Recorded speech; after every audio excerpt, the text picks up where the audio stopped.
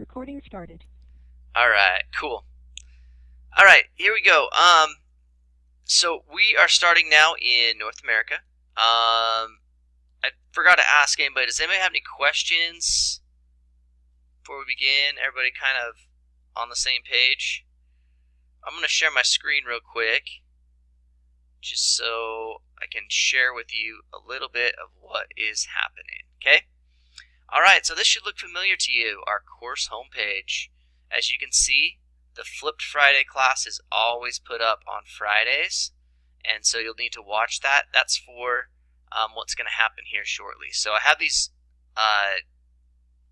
Google, it's like the Google Calendar. It's basically the same thing as the plan up here, but it just kind of shows what is happening, right? Okay, so if you were to keep pace, you should do lesson 4 quiz today. What we're learning today will be lesson 5 quiz. So today I'm actually going to go over lesson 5 and then also give you a little bit more time on what I call the country presentation, okay?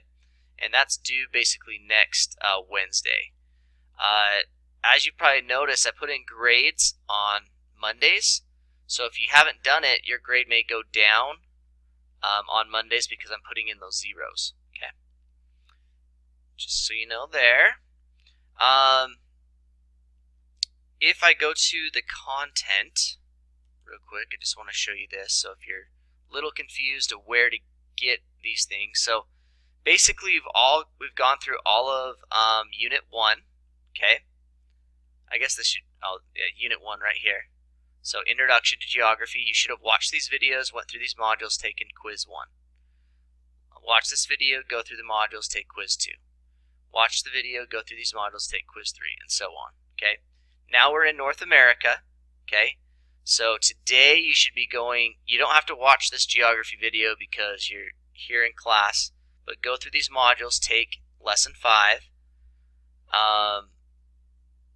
take quiz 4, and then lesson 5 is actually what we're going over today. Go through that, take that. At the end of here, you do have your country presentation that you'll need to turn in. So I'm going to go over that today, and we'll be good to go. Okay, any questions, concerns about that so far? Where we should be, where we're going, all that stuff. Or if I can get like a smiley face, no problem. What you need to do. Okay. All right, so here's all of our objectives we're going to go over today. We're going to go over quite a bit of stuff. So first off, let's talk about what's called physical characteristics of North America. So what I mean about physical characteristics, I mean like what does it look like? Okay. This picture right here was taken up in Alaska. Has anybody ever been to Alaska before? We got any people that have been to Alaska? I've been only there once. Absolutely beautiful. Okay. I was able to see glaciers just like this out there, and they have what's called glaciate. I can't even say the word today. I'm having trouble. Glaciation. It's where the glaciers basically melt and come in and just kind of take away some of the hill and that kind of stuff and makes it nice and smooth. That's a picture of what's going on. And then also weathering, right? You kind of see that a lot like in southern Utah with the red rocks where there's sand. If you have a lot of weather that beats against it, it'll kind of change how it looks like there. Okay. So that really makes up a lot of North America, this glaciation and weathering. Somebody said, I've been to China, but haven't been to Alaska. Oh, very good. China would be way cool to go to. I've never been there before. I've actually never been to Asia, so that would be a continent that I really want to hit up. You know, Japan, Taiwan, China, India, Thailand, Philippines. I'd love to kind of go over there. Heard it's beautiful. But you're lucky. I'm glad you're able to get out a little bit and go to China. As for weathering, okay, as we're talking about in North America, as talked about before, we got like those red cliffs of southern Utah. That has all been caused from weathering, and you have basically this this cycle that kind of goes on, right? Where you have photosynthesis, you have the water that evaporates into the air. It goes goes over like large mountains and stuff. We've been getting a lot of rain lately. Today has been really nice outside, so I wish I was outside a little bit more. But the rain kind of comes down, gets into the soil, that kind of stuff, and it kind of repeats that process. So somebody said, okay, so you went to China for 2 summers ago with your AFJR ROTC drill team. Very cool. That's when you lived in Texas. What a neat experience. I'd love to do something like that. I wish I could teach this class on the go. I wish we could all go together and just go to like China, go to these places and learn about them as we're going. Fortunately, money, right? Money and time. So that cycle basically causes weathering of how it happens on the Earth. Now, something that's a lot different is climates, okay? So climates in North America, because it's closer to the North Pole, you're going to see that there's a whole bunch of different weathers, right? We have what's called our 4 seasons. Some places don't have 4 seasons, like Utah has 4 seasons, right? We just got out of winter, right? We're coming into spring, which is really nice. I like springtime because I like the sunshine. Then we'll go to summer, then we'll go to fall. Not all places that we're going to talk about, particularly when we talk about Central America next, they don't have climates. They basically have like one climate throughout the whole entire year, which is basically rainy season and sunshine. So my spring still snows. Oh, really? Where are you at? It's still snowing. I think it did snow a little bit in the mountains the other day, so you must live somewhere in the mountains, what I'm assuming. Utah. Yeah, I think we all live in Utah. It does that. But you're going to see a lot more of like changing climates and stuff. So that's why you see that snow sometimes. We see really nice hot weather too in Utah. I like the changing of the seasons though. I think it's kind of nice. Okay, as we're kind of moving on from like climate-wise, what it's like there, let's talk about a little bit of the culture of North America. Okay, so America, as we're talking about the United States of America, it's been compared to 2 different things. Okay, one is a salad bowl, and one is a melting pot. Okay, so I want you to think about this metaphor, I guess as you say it's called. So a salad bar, what they're saying is that because we have a whole bunch of people that immigrate and come into North America, and they bring different ideas and different things, and the salad method is like they add to the salad, right? So you have some Hispanics, Latinos that have brought in more what we like to call Mexican food, and they've added that to there, right? You have the European influence that brought over different culture kind of stuff, okay? And we all make a salad, and it all kind of tastes different, and it's real, it's good. But others think it's kind of like a melting pot, where you basically has anybody went to like the melting pot before, or had like fondue? I guess is what it's called. Has anybody done that before? Like where this dips strawberries. It's really good though. I like when you dip the chocolate fondue. You dip like strawberries and bananas and apples all in chocolate. It's super good. So you've done that before? So what they're saying about Americanization is that like we have our ways in America, and you can't change from those. So if you come to America, you have to conform to the ideas of America. Okay? So that's kind of 2 different thoughts. What do you guys think it would be? If you're thinking about America today, do you think it's a melting pot or more of a salad? It's a melting pot or salad?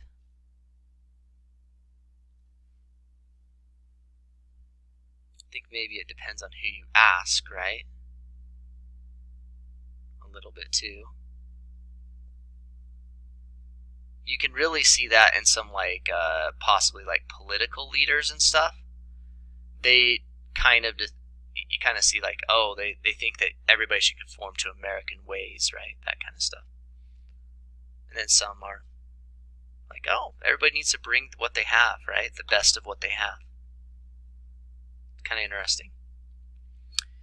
Okay, so talking about immigration, okay, one of the biggest things, and it's even like a big topic today, since President Trump has really brought it up about, you know, people coming into the United States illegally and coming over the Mexican border, that kind of stuff, okay? So population from immigration rose the most back in around 1900, okay? And you have what's called push and pull factors that bring people to different areas. So as we're looking at the cultures, we're going to kind of move down to like Central America and South America, and we're going to learn a little about what's going on there, and you're going to be like, yeah, I don't really want to live there full time. To visit, it's pretty sweet, but they have what's called push factors that kind of push them out. One, they don't have a lot of safety, okay, in these areas.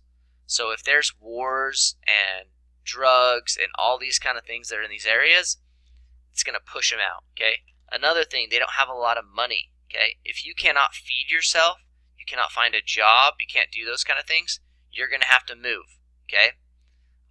So all those things are kind of pushing the people out of there. And the United States, it has a good economy, generally all the time. We have an abundance of food and resources, and so that pulls these immigrants in, okay? And so there's more and more people that are wanting to come to the United States because of that, okay? And so that's what you got to learn, that, you know, it's not because these are bad people possibly coming in, it's because they just don't have the resources and the necessities that they need. Okay, so different things move back and forth, kind of talking about that salad portion there, okay? So if you kind of think about the triangle trade, where they went and they captured, this was back in the 1800s, 1800s, where they captured slaves in Africa and they brought them to the United States. And in the United States, they picked up, you know, sugar cane and that kind of stuff and brought it to the islands down here and just kind of went back and forth. When things moved, it's called diffusion, okay? So here's my biggest example. If you were to go to another state, and we'll kind of think about this before. So if you go to another state, how many people have gone to another state? We got a lot of people that have been out of Utah.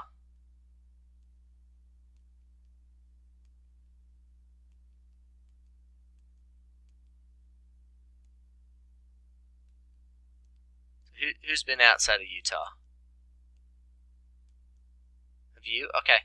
So let's think about this. If you were to go outside of Utah and say, hey, I want a pop, would they know what you mean?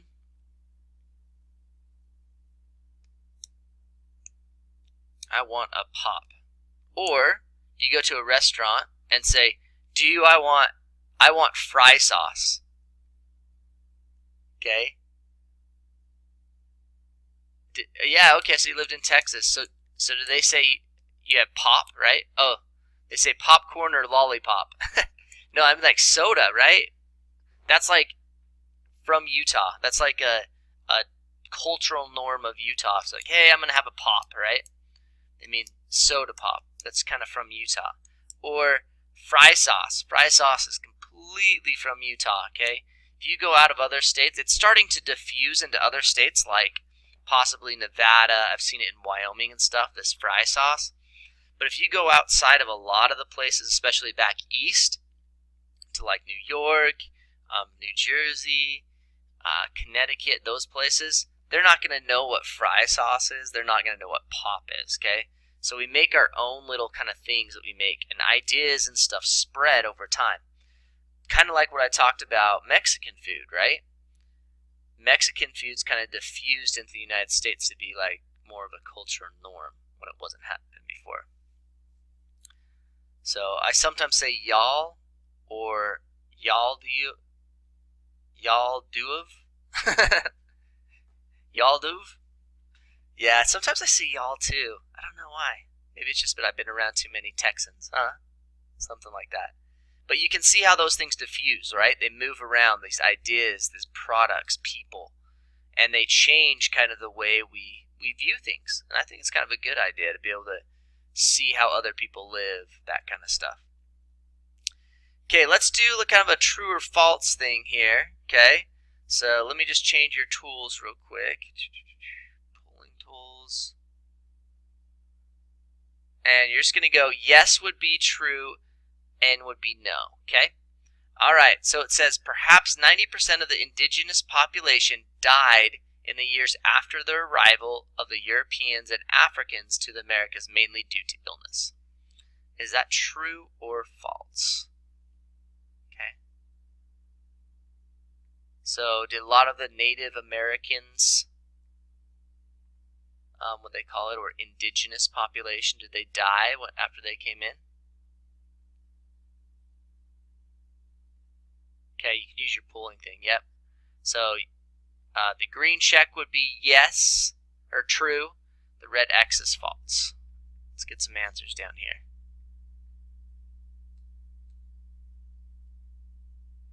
It's alright if you put it up there, not a big deal. What do you think? Yeah, okay, we got a lot of yeses. And the correct answer is, oh, doesn't even say it. Yeah, it is. It's true, okay? So most of the population, the Native Americans, died because of those illnesses. That was something that was, if we go back to this diffusion, that came from like this triangle trade, right? Sickness.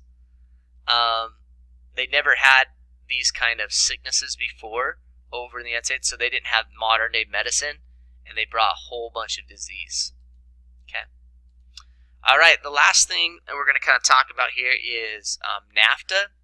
So NAFTA is the North America Free Trade Agreement, which has been changed a little bit. President Trump has came in and reorganized that. But basically it is a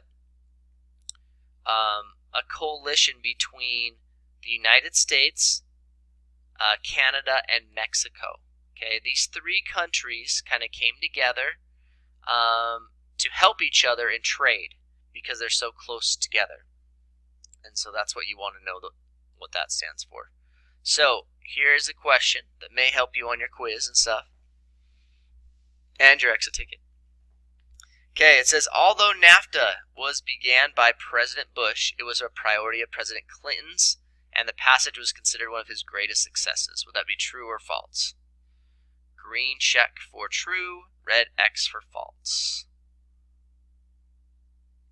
And this is before, this curriculum kind of came out before President Trump all changed everything. Was the last question true? Yep, it was. Last question was true.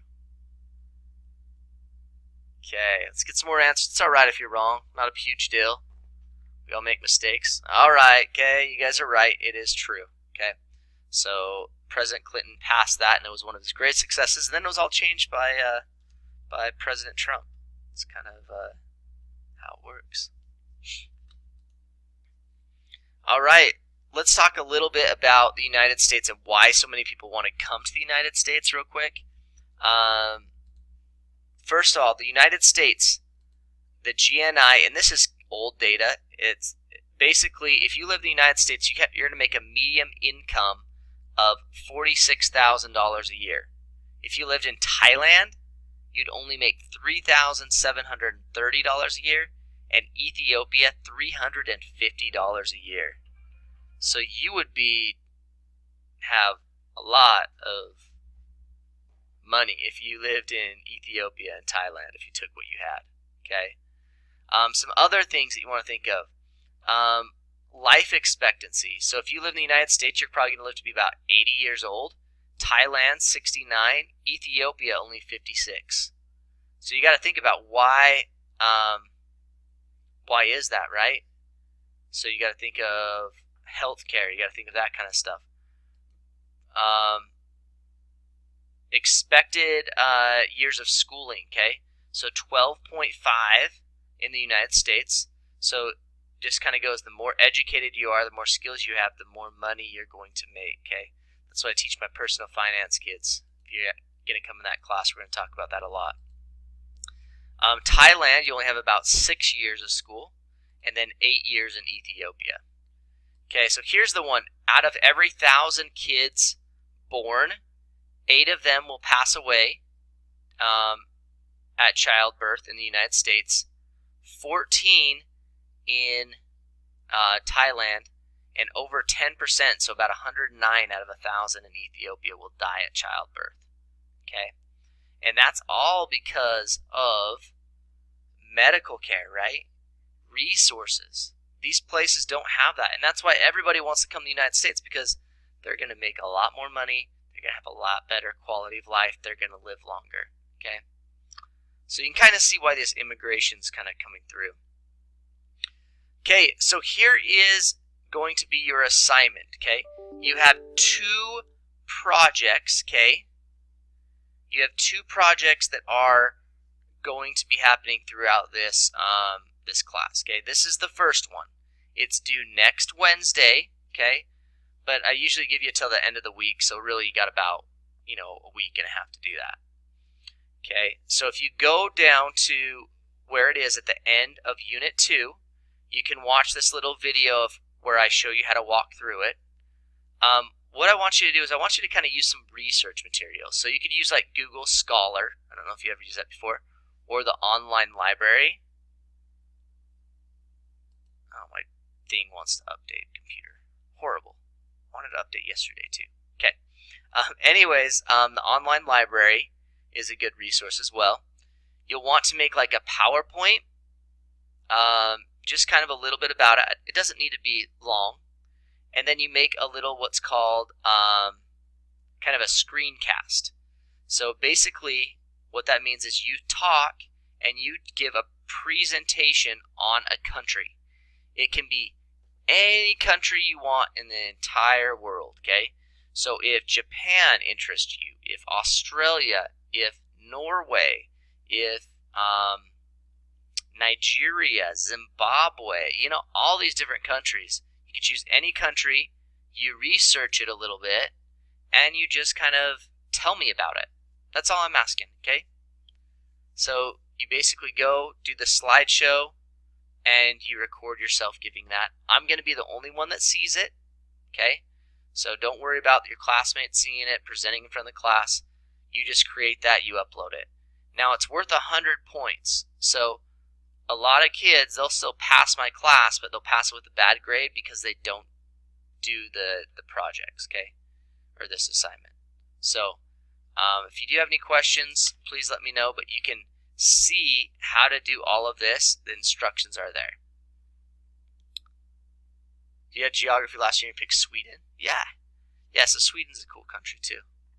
I mean, there's a lot of really cool countries out there, so just research something that interests you. Maybe a place you want to visit, a place you want to live. Italy would kind of be a cool one. They just had the fire of Notre Dame. I don't know if you saw that on the news. So it has a lot of history, that kind of stuff. So it doesn't need to be long. Really, I'm just looking for about a 2-minute presentation. You only have 5 minutes on this free recorder that you got to use right here. So it has to be less than 5 minutes. I think a minimum of just like 1 or 2 minutes. Okay. Any questions on that? No? All right. Okay, this is your exit ticket. You need to email me at zhancock@utahvirtual.org your favorite American food, okay? Now, is Chinese food American? No. Is Mexican food? No. Yeah, you can text me if you'd really like to. I'd allow that. But just email me your favorite American food. No, tacos isn't American. American food. So think what American foods are. Right?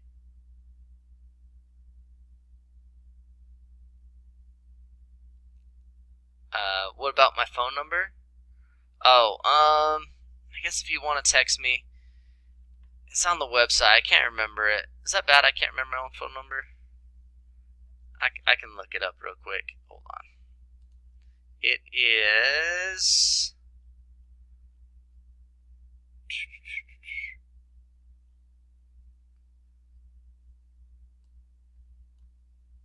Okay, why can't I find my own phone number?